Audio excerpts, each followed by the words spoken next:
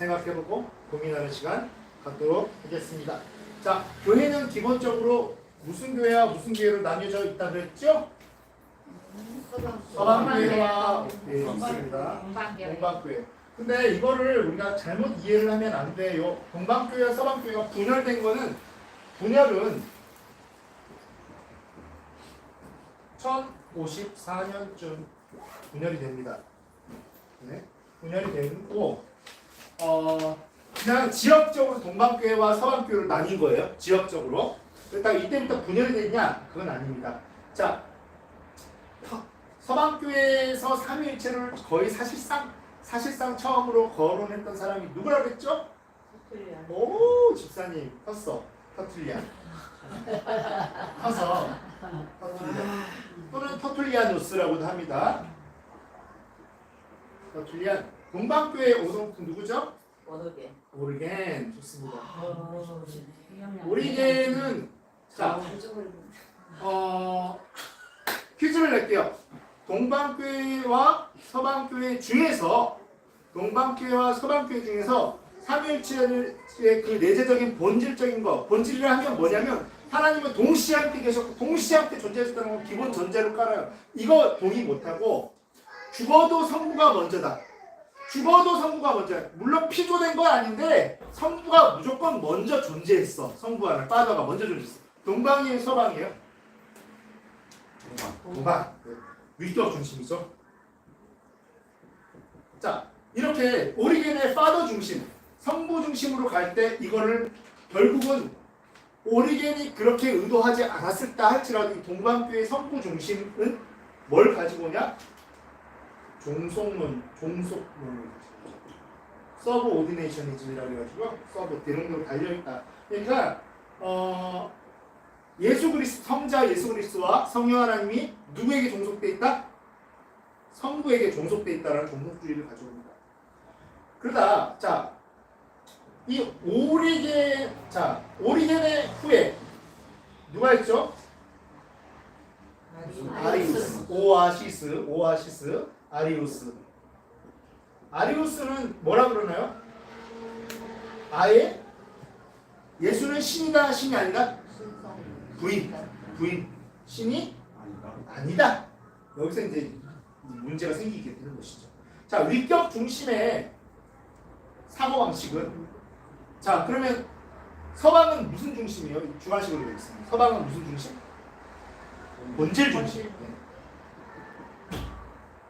근데 이게 언제부터 본질 중심이었을까? 잠깐 놔둘게요. 위격 중심의 사고방식에 장점이 있습니다. 뭘까요? 삼위일체의 위격을 중시하다 보니까 종속론의 위험도 있고 아리우스처럼 이렇게 갈 위험도 있어요. 그럼에도 불구하고 위격 중심의 장점이 뭘까요? 하나님은 한 분이다. 아, 그건 이쪽이죠. 본질 중심이 하고 장점. 삼위 하나님의 독특성. 네, 독특성. 그러니까 각 파더는 파더 나름대로, 성부는 성자 나름대로, 선은 선 나름대로, 홀리 스피릿 나름대로, 성령 하나님은 성령 하나님 나름대로 독특성을 강조할 수 있어요. 삼위의 독특. 단점은 뭐가 있을까요? 이렇게 독특성을 강조하다 보니까 어떤 현상이 일어나요? 신이 몇 개다? 삼신론으로 갈 위험이 생겨버리는 거죠. 강조하다 보니까. 삼신론으로 갈 생각은 아니었었는데 삼신론으로 갈 위험이 생겼다. 자, 그러면 서방의 본질 중심의 장점은 뭘까요? 아까 집사님이 말씀하셨던 한 분 하나님을 강조할 수 있게 됩니다. 단점은 뭘까요? 무슨 논으로를 위험이 있어요? 단일 신론, 즉 단일 신론 맞는데 쓸게요. 이거 좀 더 이게 단일 신론도 문제지만 단일 신론이 가져오는 또 다른 문제 뭐죠? 신이 지금 단일 신론은 몇 개예요? 한 분이죠. 한 분 하나님이 성부 역할을 했다가 모양태를 바꿔서 성자 역할을 했다가 모양태를 바꿔서 성령 역할을 해요. 이게 가져오는 게 뭐죠? 양태. 모양태만 바뀐다는 거. 그럼 실존적으로 한 분인 거죠. 양태만. 그렇죠. 원래 세 분의 인격이어야 되는데 한 분이면서. 그래서 단점은 단순. 요것만 계속 기억하시면 돼요. 자, 교회는 결국 1054년에 이제 분열이 동방서방과 진짜 분열이 되지만 어쨌든 우리가 동방과 서방으로 나뉩니다. 네. 자, 이렇게 하다가 자, 분열 1054년은 지울게요, 제가. 자, 하다가 동방과 서방이 뭐 본질 중심이라고는 하지만 어떤 삼위일체를 그동안은 이 아리우스 전까지는 어떤 삼위일체를 했었죠? 내재적 삼위일체인가요? 경륜적 삼위일체인가요? 경륜적 삼위일체를 했어요. 내 경험을 근거로 하나님을 그냥 생각하기 시작하는 경륜적 삼위일체. 그러다가 자 다시 이제 이걸 자다가도 나와야 되는 거죠. 몇 년도? 325년. 좋습니다. 무슨 공이에? 니케아 공이에요. 어우.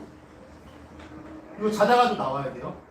너무 중요한 획기적인 사건이라. 고려에서 조선으로 바뀌는 것만큼 중요한 사건이었어요. 중세, 고려라는 건 중세죠. 조선은 근세 사회를 이야기해요. 그것처럼 바뀌는 것처럼 중요한 역사적으로 중요한 사건이었어요. 한국어로 할게요. 아리우스 때, 자, 이때 서방교에서 아리우스에 반대해서 성경 이런 구절, 저런 구절을 해서 예수님은 신이다 아니냐? 신이다를 선포한 사람이 젊은 신학자 누구였죠? 아타나시우스. 아타나시우스가 나타납니다. 아타나시우스가 뭘 선포했죠? 예수님은 하나님과 성부 하나님과 근본적으로 다른 분이고 근본적으로 차등이 있는 분이다 아니면은 동일 본질이시다? 동일 본질이시다. 네, 동일 본질. 이거 라틴어로 할게요. 시작. 호모우시우스 선포합니다. 동일 본질 또는 단일 본질이라고 해요. 우스를 선포합니다. 충격받은 거죠. 아리우스 때문에 충격받았어요. 동방과 서방의 신학자 모두가 충격받습니다. 그래서 합의를 합니다. 사실상 합의를 해요. 앞으로는 어떤 사고방식을 하자? 삼일체를 이해하면서 어떤 본질적인 내재적 삼일체로 전환하자.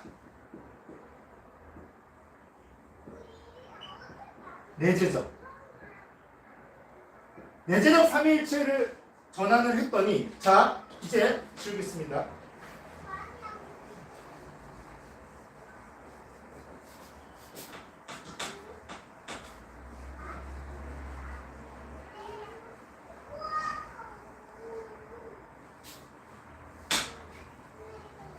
내재적 삼위일체를 했더니 본질 중심이에요? 위격 중심이에요? 아무래도 본질 중심이겠죠? 내재적 삼위일체를 하다 보니까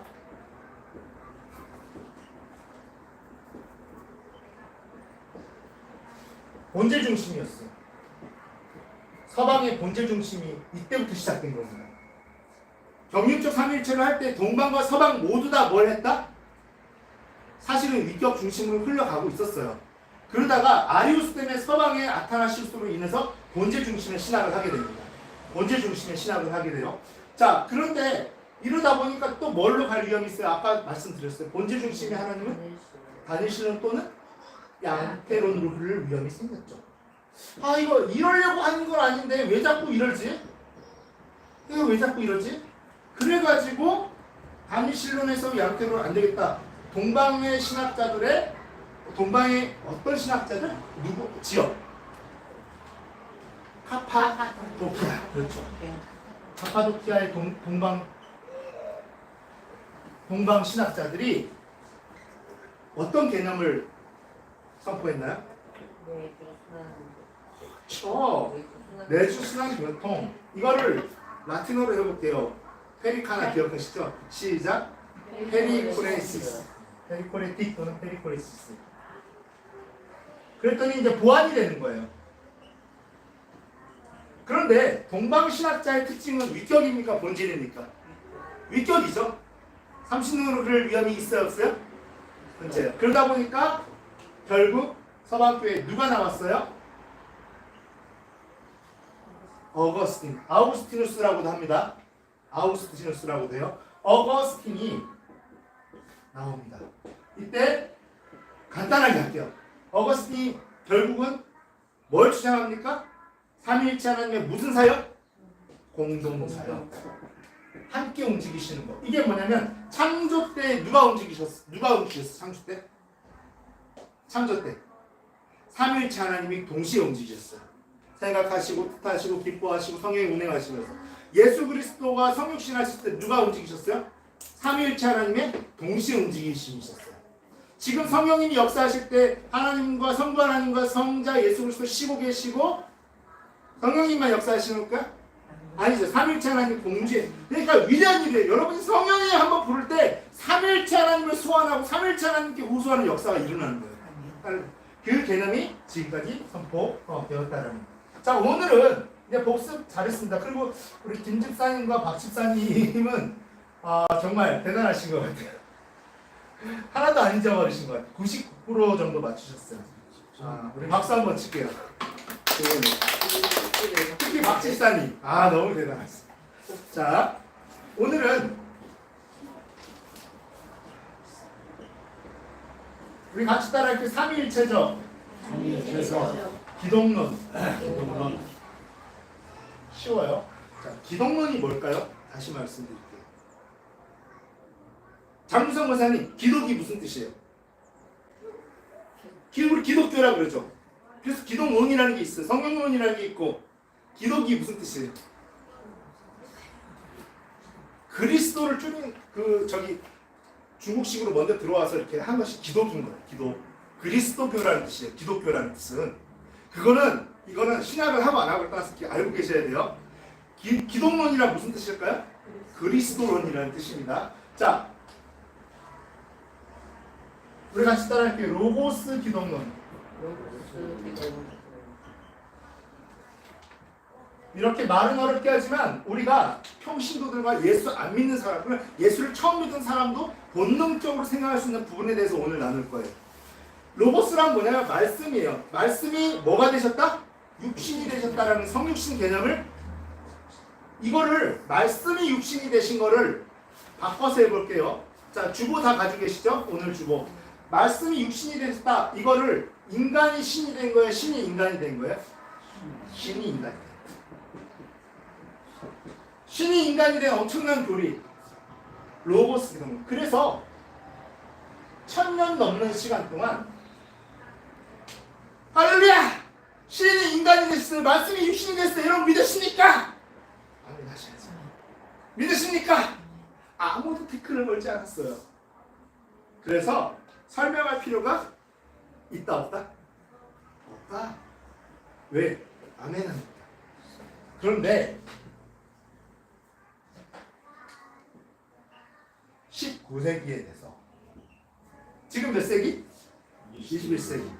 19세기에 돼서 우리 같이 따라할까요? 케노틱 기독론. 우리 같이 한번 따라할게요.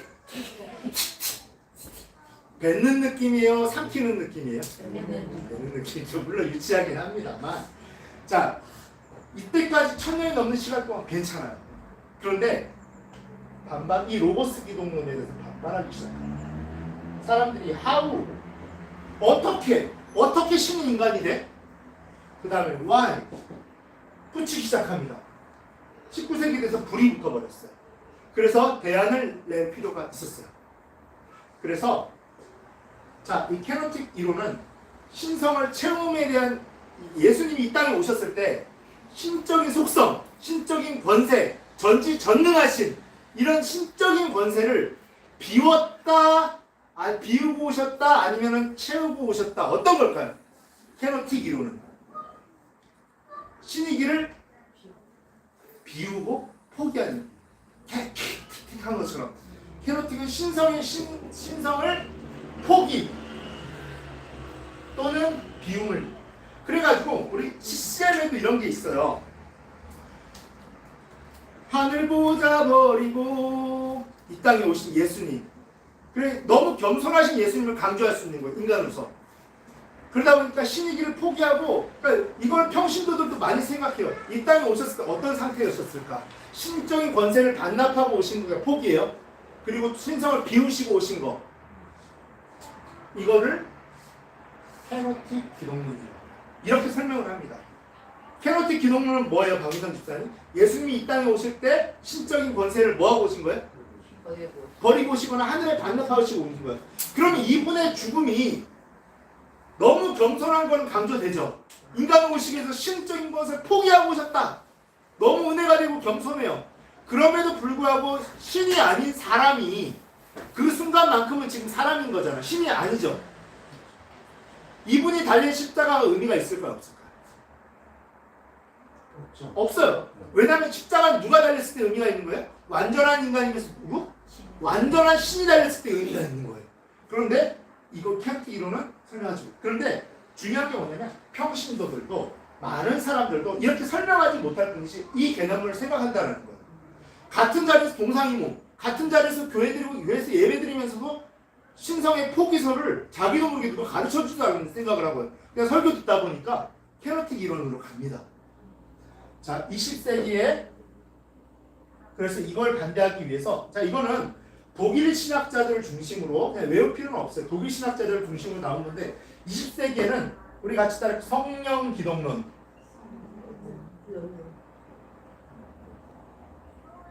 이건 뭘까요? 예수의 지저스, 예수의 인성을 강조한 겁니다. 그러니까 무슨 말이냐면 예수는 성령 기독론에 의하면 예수는 원래 신이었다 아니었다 어떤 걸까요? 한번 때려 맞춰보세요. 성령 기독론에 의하면 예수는 신이 아니었어요. 인간이었어요. 그런데 뭐가 임해요? 맞춰보세요. 뭐가 임해요? 성령이 임한 거예요. 슈퍼내추럴. 이게 막 초자연적인 막 그 능력이 나타나는 겁니다. 슈퍼내추럴. 그래서 한 인간이 신적, 그러니까 어떻게 표현하냐면 쓸게요. 신적 인간. 이거를 우리 같이 한번 따라할까요? 신적 인간. 신적 인간. 이걸 좀 다른 말로 편하게 해볼게요. 신스러운 인간. 신스러운 인간. 그러면 신이에요, 아니에요? 아니요. 신스럽긴 하지만 뭐예요? 인간. 예, 그러니까 성령 기독론이 근데 책, 신앙 도서나 이런 걸로도 많이 출판이 돼 있어요. 완전히 이단시 되지 않고 많이 출판이 돼 있어요. 이거를 이제 우리가 구별하는 연습을 하는 거거든요, 사실은. 그래서 성령 기독론에 의하면 신적 인간인 거예요. 그래서 이 신적 인간은 우리가 예수라는 인간이 거기다 써놓으시면 좋을 것 같아요. 독특한 경험을 합니다. 독특한 성령 체험을 해요. 독특한 성령 체험을 하는데 이로 말미암아 예수는 십자가를 질 수 있었다는 거예요. 근데 이것 역시 배우지 않아도 설교 들으면서 성도들이 가질 수 있는 개념들이거든요. 그래서 이렇게 볼게요. 한번 맞춰보세요. 예수가 경험했던 성령 충만함의 사건을 우리는 동일하게 경험을 할 수 있고 예수가 행한 권세를 동일하게 우리는 신유를 행할 수 있나요, 없나요? 있어요. 있어요. 하지만 우리는 예수예요, 아니에요? 아니에요. 그게 우리가 믿는 신앙입니다. 아멘. 그게 믿는 신앙이에요. 근데 이 이론에 의하면 뭐냐면 예수는 독특한 성령 체험을 했고 앞으로도 그럼 이건 누가 좋아하냐? 다원주의자가 뭐냐면 막 어렵게 생각할 거 없어요. 불교를 통해서도 다양한 원리, 힌두교를 통해서도 구원에 이를 수 있다? 없다? 이를 수 있다라고 주장하는 다원주의자들.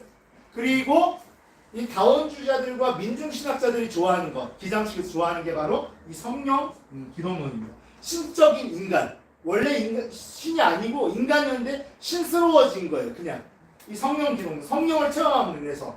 그래서 이 이론은 그렇게 다원주의자들이나 그렇게 민중신학자들에게 선호되고 있습니다. 그래서 요거에 대안으로 이제 나온 것이 뭐냐면 우리가 사실 저번 주에 했던 것과 비슷해요. 트리니티, 삼위일체, 트리니티, 여기 써있는 삼위일체적 기동론 이렇게 할게요. 같이 따라 삼위일체적 기동론. 자, 여기까지 할 건데 복습을 할게요. 제가 체크를 할게요.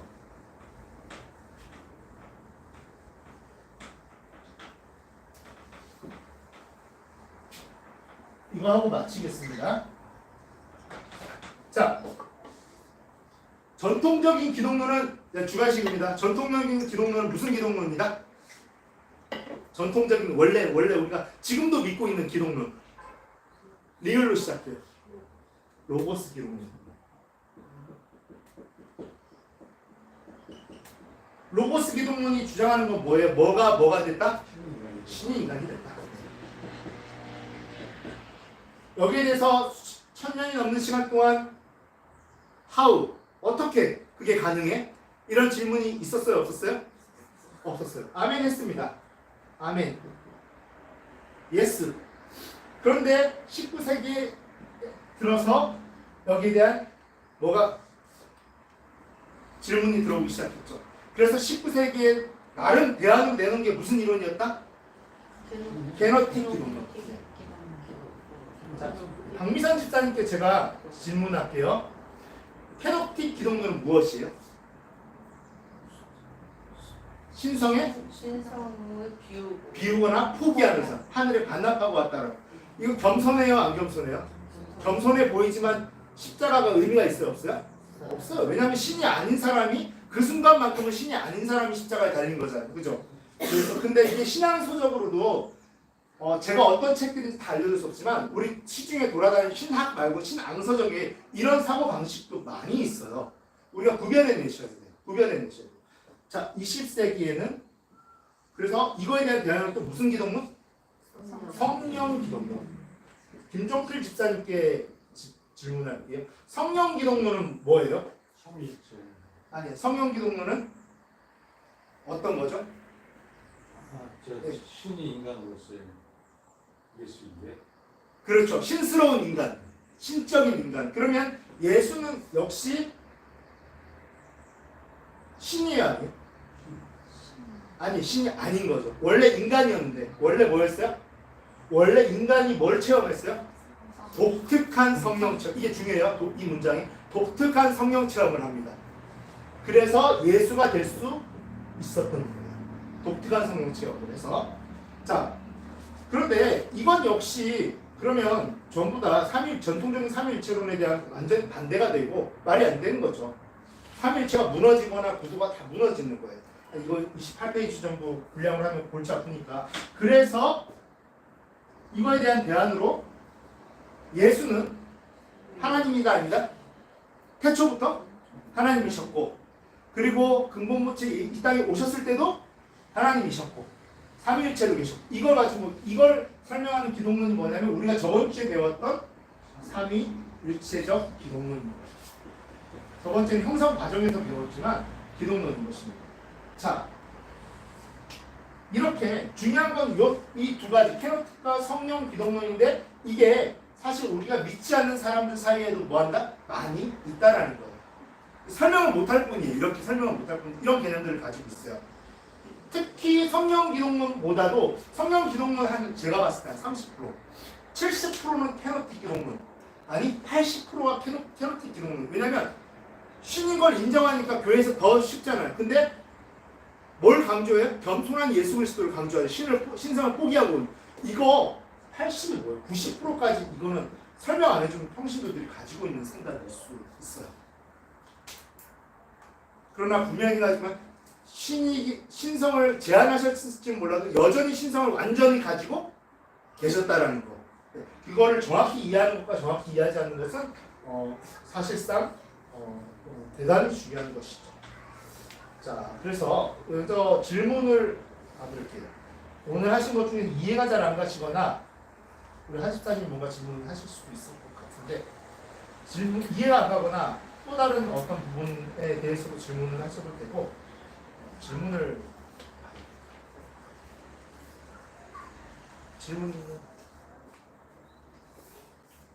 굳이 뭐 질문을 하자고 해서 캐노틱 기독론은 그러면 그냥 신성을 포기했으니까 그냥 인간이랑 똑같은 그냥 인간이라는 거 본다는 그거는 성령 기독론에 가깝고 그 차이를 제가 얘기해요. 성령 기독론은 원래 인간이었어요.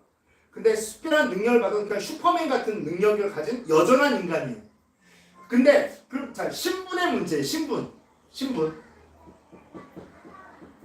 성령 기독론은 신분이 끝까지 뭐해서 뭐예요? 인간.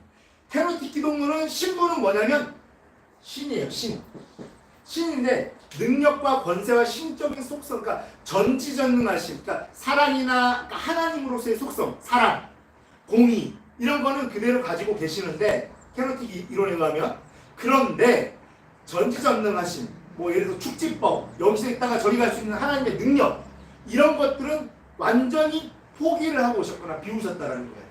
신적인 권세. 그러면 신분은 뭐예요? 신이 맞아요. 하나님이 맞아요. 그런데 전지전능과 같은 권세를 반납하고 하늘에 반납하고 오신 거예요. 그게 캐노틱 이론입니다. 이해되셨죠? 로고스 캐노틱은 네. 신분은 신이고 성령 기독론만 신분 자체가 인간이고 그렇게 나와요. 네. 그러나 로고스 기독론은 사실 우리가 지금도 믿고 있는 이론이에요. Y가 붙었을 뿐이지.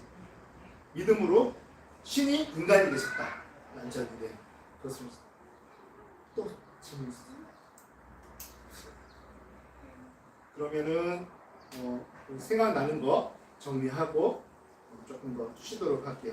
우리 그러면은 저기 박미선 집사님부터 좀 피곤해 하시는데 그래도 맞추는 건 다 맞추셨어요. 오늘 강의를 한마디로 정의하자면 어떤 게 제일 기억에 남는지 이거를 입으로 이제 계속 되뇌어 보이고 아마 그것만 사실 기억에 남을 수도 있어요. 제가 한 거보다. 복습한다 생각하시고 기억나는 대로 그냥 아무거나 주저리 오늘 그러니까 예수님은 인간으로서 이게 체험을 하시고 신으로 거듭나신 그건 이제 성령 기독론에 가까운 거죠. 그것만 기억이 남는 것 같아요. 네. 그러나 로고스 기독론은 우리가 지금도 믿고 있는 로고스 기독론은 뭐다? 완전한 신이시면서 완전한 인간이셨다. 그걸 믿고 있다. 네. 맞습니다. 김 집사님은 뭐가 제일 기억에 짧은 강의였지? 강의를 들으면서 이제 삼위일체적 그 기독론에 대해서 이제 이해는 하는데 네. 지지난주에 제가 하나님의 마음이라는 영화를 봤다고 했죠. 예. 영화를 보면 그 나오는 스토리가 그러거든요. 야곱이 네. 그 이삭을 제물로 바쳐라 하면서 예. 그 여행 가까운 데 3일 그때 당시에 3일이라는 그 기간을 거쳐서 이제 갔고 예. 거기서 고뇌하고 고민하고 이런 것들을 하나님의 마음하고 같이 연관을 시켜가지고 예. 영화는 계속 흘러가거든요. 하나님의 마음과 연관시켜서 영화가 인간들의 행적이 네, 그러니까 그 이삭을 제물로 바치는 그 과정, 그 여정을 하면서 그 하나님의 마음이 이렇다는 것을 거기서 나타내고자 하는 그 영화의 스토리인데. 스토리인데. 근데 이제 삼일체적으로 보면 하나님과 예수님과 성령에 있는 하나의 어떤 공동체, 하나의 일체로서의 그렇죠. 각자의 역할만 하는데 그런데 성부이신 하나님이 성자이신 하나님에 대해서 고통받고 멸시받고 이런 거에 대해서 계속 고민하고 아파하고 그런다는 스토리의 영화하고 거의 전 그렇게 생각을 성부이신 하나님이 성자이신 그 예수 그리스도의 고난을 가슴 아파하고 참 고뇌하고 그것은 삼위와 동시에 본질을 이제 또 표현해 준 거죠. 그래서 그러면 그렇게 그 성부이신 하나님이 성자이신 하나님에 대한 그 아픔을 이렇게 고민하셔야 되겠나 싶은 생각도 드는 거예요. 그거는 아까 우리 저기 박문선 집사님 맞추신 내주순환 교통육의 교리에 의해서 설명이 되겠죠.